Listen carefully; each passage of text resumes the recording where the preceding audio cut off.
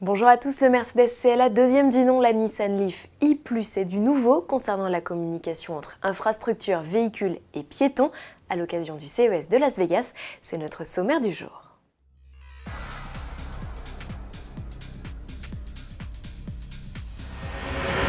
Le salon de l'électronique de Las Vegas a donc ouvert ses portes. Comme chaque année, de nombreux constructeurs automobiles y font le déplacement et présentent tout ou partie de leur futur véhicule. Mercedes a carrément choisi d'y dévoiler son CLA. La deuxième génération du coupé 4 portes, qui cohabitera avec la classe à berline, apparaît plus que jamais comme une CLS en réduction.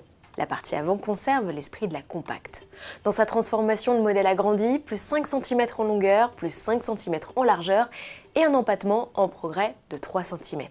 Si l'espace à bord s'annonce un poil plus généreux, malgré une accessibilité toujours compliquée, le volume de coffre perd 10 litres. Au poste de conduite, c'est la révolution. Le CLA emprunte à la classe A sa planche de bord avec ses écrans et compteurs numériques. Le système multimédia profite d'un assistant à commande vocale plus perfectionné. Certaines fonctions peuvent désormais, pour leur part, être commandées par des gestes comme l'allumage du plafonnier ou la fonction massage des sièges. L'ambiance intérieure, elle, s'optimisera automatiquement selon les conditions de circulation. Présenté sous la forme d'une série spéciale reconnaissable à ses liserés orange, le CLA est équipé d'un 4 cylindres 2 litres turbo de 225 chevaux avec boîte double embrayage à 7 rapports. D'autres motorisations seront annoncées d'ici au lancement en mai 2019. Chez Nissan, on participe aussi au CES de Las Vegas. Le constructeur japonais a présenté une version optimisée de sa Leaf. La berline 100% électrique gagne en puissance et hérite d'une batterie de plus forte capacité. Bilan, son autonomie grimpe de 40% et lui permet de rouler environ 385 km selon le nouveau cycle WLTP. Quant à la cavalerie de cette version dénommée i+, elle culmine à 215 chevaux quand le modèle de base plafonne à 150. Nissan n'a pas parlé de performance.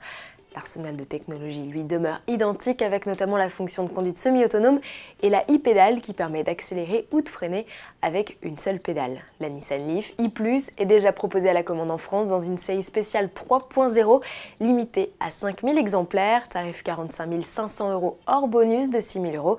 C'est à équipement équivalent 5 800 € de plus que la Leaf 40 kWh.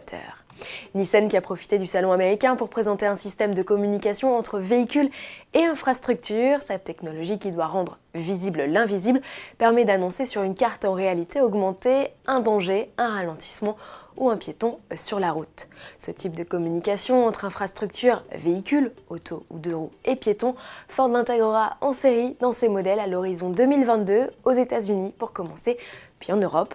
À l'occasion du CES, Audi et Ducati ont annoncé rejoindre le mouvement, baptisé CV2X dans le jargon, et qui compte déjà les groupes BMW et PSA.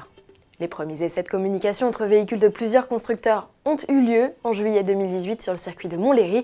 Ils ont prouvé leur efficacité au cours de différents scénarios, risque de collision à l'approche d'une intersection ou d'un virage, changement d'état d'un feu tricolore ou anticipation d'un freinage d'urgence.